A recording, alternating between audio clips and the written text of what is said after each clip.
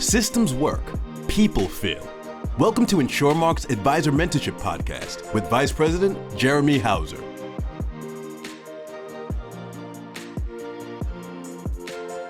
To date, this year has been one of wait and see, and we're still waiting.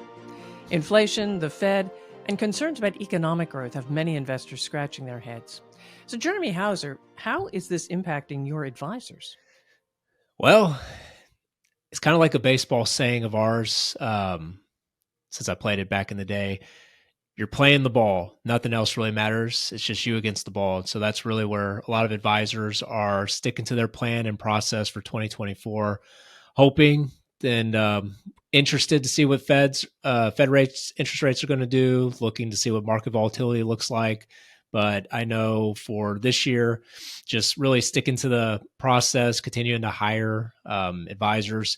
This year, we got our first quarter results in not too long ago, and it looks like we're off to a great start. I don't want to, plan out the whole year. Don't jinx it, yeah. Yeah, don't want to jinx it too much, but the good news is, first quarter this year compared to last quarter, for those 15 advisors that are in the AMP, Advisor Mentorship Program, they're up over 50% from where they were last quarter at this time. So we're pretty optimistic of this year. A lot of policies that are being issued. So premium's great, but the amount of people that they're actually able to protect when it comes to market volatility, that number is substantially higher. So that is a good thing. So we're off to a good start. And a lot of that has to do with a lot of the efforts last year. There's delayed rewards and what advisors put into the last year, 2 years, 3 years now to really start to reap the benefits. So we're off to a good start, though. Talk more about these delayed rewards, delayed benefits. Yeah, just really sticking to the plan. Like I said, we have a lot of things that happened throughout the year. 2022, going back 2 years ago, there was a lot of market volatility, first time in over 40 years, where both on the equities and the fixed income side, we actually saw some turbulence there. So therefore, advisors just sticking to the script of what their message is, communicating, looking for other ways to communicate with their customers, enhance that relationship when it comes to just not just being in front of them, but making sure that they're able to suffice their needs and really just being there for just the basics, doing client reviews, doing client appreciation events, really doing a lot more things for their customer to really strengthen that relationship with them. I believe, delayed rewards had to do with a lot of advisors going to the virtual route, not just doing everything in person nowadays, but they're also looking to venture out and do a lot of things via webinar and social media and starting to pick up clients in different states. So there's a learning curve there too of just how your sales process works, timestamps, what you're doing, who on your team is responsible for what. So it's just sticking to a plan and executing. And so this year we're starting to see it. As you heard earlier, we're up a little over 50% with just those 15 advisors of ours. And a lot of that has to do with just being consistent, sticking to what you're looking to accomplish. And then good things will come as long as you have the right team in place. When it comes to marketing, Jeremy, how important is knowing your numbers and the data behind it? I love that question because we've talked about that a lot on this show here, and knowing the numbers. I've mentioned some policies. So a lot of advisors, we really started back in 2023. We started to track not necessarily just how much of production that our advisors are doing, and everybody has their own goal, but some of our advisors are very interested in the policies, which is every single individual, the household that they write, and that person ends up becoming an insurance policy holder themselves. So what they look at that as one individual that is now protected when it comes to some of their recommendations. So we started to map out over a year-long time frame, how many policies are you writing? That helps them track their average case size, but most importantly, how many people they need to be in front of in order to generate enough business from those people in order to have a good return on investment of their marketing dollars. So if you don't really have a good blueprint to how much you're spending and how much you're receiving back in order to get in front of the right ideal person, then it's tough to run a business without knowing your numbers. So marketing is very important, but also knowing exactly who your ideal customer is as well too is another real key metric built into it. And I think there was a stat actually that same year in 2022, nearly 2/3 of $845 billion in assets that were rolled over from defined compensation plans. Those were rolled into IRAs with the assistance of a financial advisor. So there's a lot of money that's in motion across the country. And right now, advisors are really honing in on how do we get in front of the right people with that money in motion, the generational wealth that's being transferred from boomers to Gen X to millennials and so on. How are we able to make sure that our marketing is attracting the right demographic, but also we're not alienating the younger generation too? So knowing your numbers is important, but also making sure you have multiple ways of marketing yourself is just as important. Is there anything that stands out to you about your advisors and their marketing? I got another one for you. There is actually some other statistic that I wanted to talk about here. Something that did stand out is there was a Y chart. I was actually at where were we? We're at some some event here within our Simplicity family earlier last month, and in this Y charts article, it said that in 2023, 54% of clients who were already working with a human financial advisor said that they switched their advisors in 2023. And in that same report, they said an additional 12% left a robo advisor for a human advisor. So, what does that tell us? Last year, although coming off 2022, a lot of market volatility, interest rates, inflation, a lot of people looking other directions for maybe some financial guidance, we found that a lot of advisors have started to go more towards that human centric type of messaging to customers. So therefore, doing more client appreciation events, making sure that they're elaborating their resources for their customers to let them know that they're there, upping their communication, so leveraging technology, a lot of video marketing, a lot of emails that are constantly dripping on your customers so they're up to speed on what's going on. So last year taught our advisors that, look, people were out there, their eyeballs are going different places nowadays. They're looking at different outlets in order to get information. I know one interesting study that was recently put together was there's actually, I don't know, I didn't talk to you about this.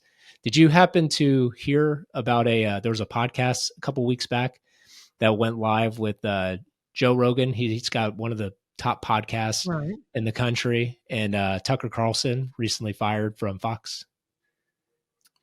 I heard something. I probably read a headline about it, but I don't remember it completely. No. Yeah. So they did a episode together, and one thing that was I mean, there was a lot of topics on there for conversation different day, but the one topic for sure that I thought was very eye opening is they talked a lot about mainstream media and how over the years, just the ratings and people looking to gather information, those eyeballs, like I mentioned earlier, are shifting to a different dynamic. And they really started talking up how big podcasting, although both of them, they didn't really understand, 10 years ago what podcasting could possibly be and what it was. They talked actually, Joe, who has over 10 million people that actually subscribe and listen to each one of his episodes. He talks about how he started, and most importantly, how over the time and evolution, it's just become more convenient for people to retain information, but not just retain information, but it's on their time. So therefore, advisors have started to take that same approach of taking a step back from their business, making sure that they have the right form of marketing for not just the right demographic. So your baby boomers, your younger generation, Gen Xers, millennials, these individuals, the younger ones are looking for information on social media or podcasts and different outlets as opposed to the TV. So therefore, the advisors are having to adjust some of their strategies when it comes to marketing, hiring someone younger to help out with innovating and using some of that technology, or listening to groups like ours and helping with the guidance for what's the best way to have the right message to those type of younger demographics, but also still running parallels with what they're currently doing and not going out of business and spending too much money too. So yeah, Well, that's something that does stand out to us. let's jump back to that Y Charts article too. 54% of clients changed advisors. I mean, That's that's huge. Yeah, the people that so out of the individuals that they surveyed, it's crazy. It's over. And what that really actually, if you're an advisor and you read something like that, there's such a huge Mhm. opportunity. And the first thing you probably think about is, man, I need to get out and market to all these new people and get in front of as many people as possible, which is true. But you also have to remember the main thing that stands out is 54% of those people left. Therefore, you got to make sure you have the right communication so you don't just bring people in and lose people out the back door. Right. So it's finding the balance amongst putting the right time and effort in for marketing, creating the right habits. So knowing when you do your video recordings, when you have appointments set up for your current clients, when is the allow time for new prospects to get on the calendar. So really just running your business more efficiently. And I think just not losing sight of, hey, huge opportunity, a lot of people looking for some possibly second opinions on their financial plan, but really hone in on that relationship with your current client because you don't want them to be part of that 54%. And that also rolls into the new idea of a podcast. I mean, this allows you to introduce yourself to new people, but it also helps you talk directly to your current people. Correct. Yeah. And what we said too, leveraging time, because as you know, a lot of the advisors, some of my own advisors now using this platform too with you guys, it's just helping them. They get an opportunity to educate their customer, talk about what's going on. And instead of having the same conversation that week or the next 2 weeks with 5 to 10 to 15 of their Mhm. own clients, it's one message and then it's one outlet that they're receiving that info from, and it's saving them a lot of time. Therefore, they can spend more of their time being efficient, doing videos, doing some more personal touches with their current clients, and really having an opportunity to free up their calendar to have family time, but also to see what they'd like Mhm. to do to attract those 54% of people out there that are looking for other advisors. I think you've hit on most of them, but is there anything, any habit among your most successful advisors that we haven't touched on? I mean, there was enhancing the client experience, leveraging technology, information. Was there something else? Um, Also, I would say, really, from the top producers that we work with, I would say every one of them in our top 5 every year here at InsureMark, it's always those are the ones that are always in the front of the room at our meetings. They're always at the first table. They're at the I mean, they're literally sitting right there with a big notepad, or some guys nowadays with technology, their laptops, iPads, and they're taking notes. They are hungry for knowledge because all they're looking for in every single of our big events that we may do, some type of training for advisors where we put an advisor on stage sharing best practices so other advisors can get some notes. But if they can just walk away from any meetings or any of our webinars or any of our monthly mastermind calls that we do, if they can just leave that meeting with one idea, the best advisors we find are just great marketers. So it's almost counterintuitive to where your best financial advisor you would assume is the one that obviously he knows what he's doing when it comes to doing recommendations for the customer. But the ones that really can stand out, especially nowadays, is a good marketer. And so if they get one good idea and then they can run with it and now take one piece of idea, put that into a virtual webinar. They do a webinar and it goes out to 15 to 17 different states to attract new prospects outside of their usual home of their demographic. It's incredible just to try to stand out. So always hungry for knowledge. That's something that does stand out.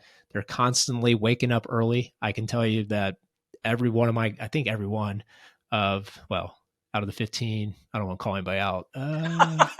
Pretty sure all 15 of them, they're all pretty early risers. So they're at least up and at it by 5 a.m. and wherever they're at, East Coast, Central, or West Coast. And they're just hungry to get better because they know the opportunity in our industry right now has never been as well. Our products are positioned really competitively with the interest rate environment we're in. The housing market, though, is tough. I know me and you were talking about that earlier. So it's interesting. There's actually there was something else I was going to talk about. The Gen Xers. Right. That was right? my next question. Don't worry. Oh, okay. Just making sure. Go ahead. Well, we'll talk about that when we get to that question. So for the advisors for the, I lost my train of thought, Patrice. Why don't you ask me that question? Real estate was there. Oh, real estate. So yeah, my wife and I, so we're currently in the process right now. We're looking for a home. So it's tough. It is brutal here in Houston, especially. So I'm talking it's a seller's market. Prices today for what you can get, where 2 years ago, the square footage of that home is probably up anywhere from 40 to 50%, at least in the areas that we're looking at. Insane. And so with that said, though, we will see homes that go onto the market and within it can go on the market, and within that day, if not the same, within 2 to 3 hours, that home is possibly getting an offer from somewhere. So not even able to go see it. And now the person who currently owns that home, so possibly a baby boomer who maybe has lived in that home for the last 20, 30, 40 years, they are now in a great position because where rates are, or not rates, but where the housing market is very high. So they can get a lot for their home. They can actually control when they're open houses. So we've come across this twice now. It would be a Thursday at like 10 or a Thursday at 12 o'clock Central Standard Time to 2 is an open house. So me and my wife, so during the lunch break, I was like, okay, we're going to go check out this house and we'll see what it is. This was the day before the open house when this house came on the market. We show up right at about 12:05. There's a sign on the door, and that sign on the door says that open house has been closed. Offers already in. It's like, are you kidding me right now? Holy cow! So It had been made sight unseen. It's tough. Well, a lot of people don't. I mean, we live in Texas too, so full disclaimer. So a lot of people from other states are moving in to us as well too. But I think it's not just people outside. It's a lot of people are looking for new things. So reason I'm bringing up real estate is it's fascinating because it's a seller's market there. In our world, it's a very competitive market for us because where interest rates may be high in the real estate market, it's actually very favorable for some of the solutions that our advisors offer when it comes to these annuities. And I mean, I'll probably get an expert on to talk a little bit more about real estate, but it's interesting when you really take a step back and you see that some of the advisors, demands there. People are looking for, if it's not a home, they're looking for an opportunity to refinance their retirement plan, or they're looking for something. So just a lot of opportunity when it comes to marketing for advisors. Well, Jeremy, why and how are advisors marketing to the Gen Xers? There they are. Yeah, so they're doing a lot of things. I talked about, I think it was like episode probably 30 something, 38. We talked about the generational wealth transfer that's taken place up until 2045, quoted a Sorelli report. I came across a similar report back in December of 2023. And in that report, it talks about 53 trillion, according to the wealth management group, Sorelli Associates. They talked about that amount of wealth that's going to be transferred here over the next 21 years. So for Gen Xers, huge opportunity where they're going to inherit some assets, possibly from family members. Also, Gen Xers nowadays, where advisors have traditionally been marketing for annuity products and also insurance, people that want to take a little risk off the table, usually was the baby boomer generation and above. A lot of our producers now are really marketing to Gen Xers, people in their 40s, 50s.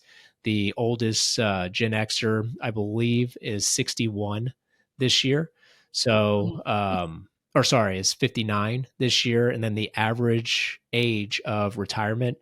So the average age that people usually retire is 61 years old. So therefore, anybody from 44 years old to 59 is considered a Gen Xer. And not only are they going to inherit possibly a lot of good wealth or these homes that their parents maybe have had for years and a good asset to inherit, we found that Gen Xers are savers. Do you what do you know about? Well, not necessarily savers. Sorry, let me take that back. They don't save well, but there's a reason for that. What do you think the reason would be for a Gen Xer when it comes to a reason why they haven't been able to save as well as what they probably could have as like a baby boomer or even the younger generations? They've been through a lot. They've been the dot-com bubble for one thing. Mhm. The recession, coronavirus. Yep. They've seen it. I mean, goodness gracious, we've seen it, but they've seen it too, and they were coming up. We were, for the most part, in it, maybe semi-established, but they're just coming up when those things hit. Yeah, and it's like for me, I'm a millennial, not your normal millennial, but I am. But I think for the Gen Xer, something where they've seen a lot of volatility in the market, they are in a spot in their lives where they possibly have an aging parent. They also have kids that are going through college. So there's a lot of responsibility for that type of generation. And what they really don't want to do is they would love to save more if they can. But most importantly, they want to make sure that those around them are being taken care of. But the fear is market. So, I mean, it's really just they've seen three different very volatile timeframes in the last 20 plus years. So they are hungry for some of the services and the solutions that our advisors utilize. So I've seen a lot of our advisors starting to recommend some annuities and some safe products for these younger people. And that's where a lot of advisors we speak to that don't currently work with us, they're very slow to that party. So it's something where it's a great opportunity to get out ahead of this as more and more people start to embrace social media, because that's where these people are. They're not going necessarily listening to the radio, watching TV. They're on YouTube. They're on social media, Facebook. They're constantly out there looking for information in bite size because of what they're used to right now, taking care of possibly aging parents, kids in college, Right. working. So therefore, they want content provided to them when they're ready for it, not having to be told where to go for it. So advisors that are starting to really grab on to doing podcasts, enhancing their marketing on their website, embracing, they want to make sure as a Gen Xer, they want to be aligned to the values, and also they want to be the right fit for that advisor. So it's very important as an advisor to be able to articulate your story. So videos has become huge for those that are trying to attract a younger audience. Instead of a lengthy email or just sending them to your website, have a 2-3 minute video. It's usually what we help our advisors with, just having a very precise message of who you are, a little bit about your team, how long you've been in business, and just really having a good vision of where your story begins, because Gen Xers really resonate well with video and in your story. Interesting. Yeah. Are your advisors dealing with the same demographics in their own families, many of them? Do they have Gen Xers in their families? I'm all over the place for me, because I have a lot of advisors who are possibly 60 and 70. So, their kids may be close. A lot of them typically have millennials. Some do have some Gen Xers. One of my advisors comes to mind. What's your question about that? Because I'll see. My question was just going to be, do they find it easy to relate to that group? So for at least the person that comes to mind right now, the answer is no. Okay.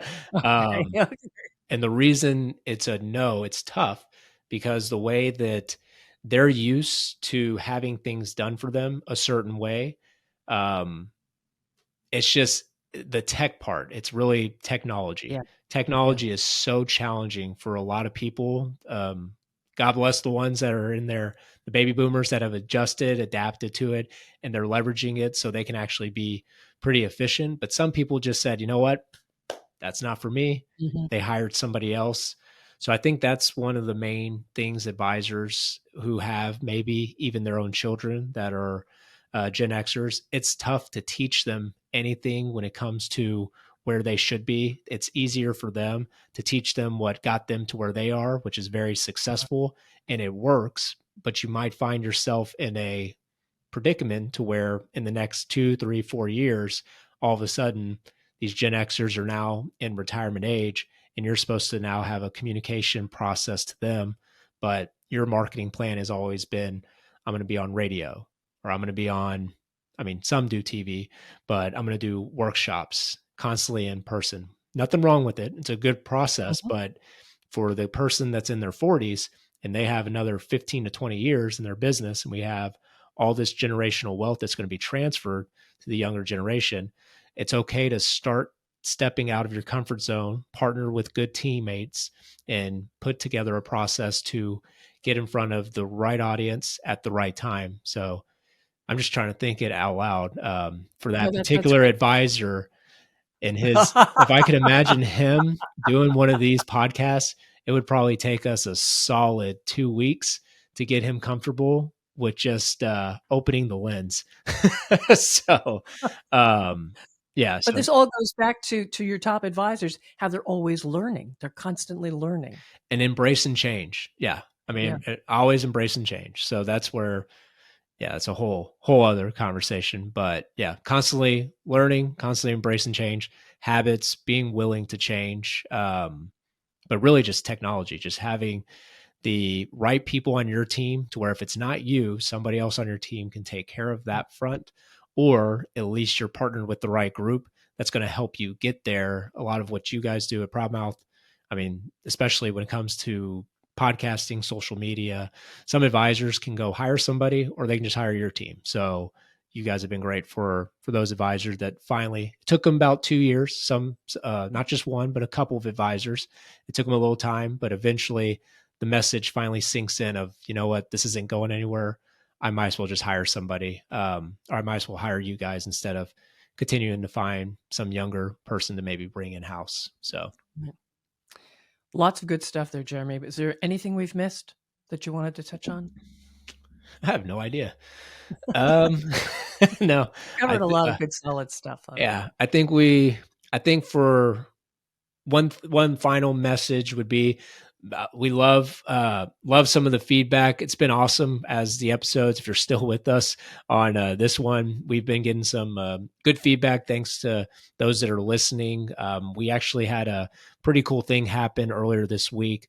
One of the groups, you see the book over our shoulder. It's cool to see full circle. I was on LinkedIn earlier this week, and um, here we were. I was actually just checking out my timeline, and I follow this group, and this group actually reposted one of our videos. And this is a typical group that really markets to entrepreneurs, has a lot of people that really lean on them for some guidance of some best practices. So it's pretty cool to see our show continue to evolve. We have some great guests that are going to be coming up. So hopefully, thank you to the listener for checking us out. Hopefully, you've already subscribed to us, but we have some really exciting episodes coming up. So stay tuned for that. And how can they reach you? They can go to our website. Actually, insuremarkamp.com/Jeremy is my direct website. If you go to advisormentorship.com, you can always just click on Jeremy Hauser. But yeah, reach out to us. Feel free to follow us on LinkedIn at Jeremy Hauser as well too, in our YouTube channel. All right. And again, follow the podcast, share with others. I'm Patrice Sikora, and thanks for being with us.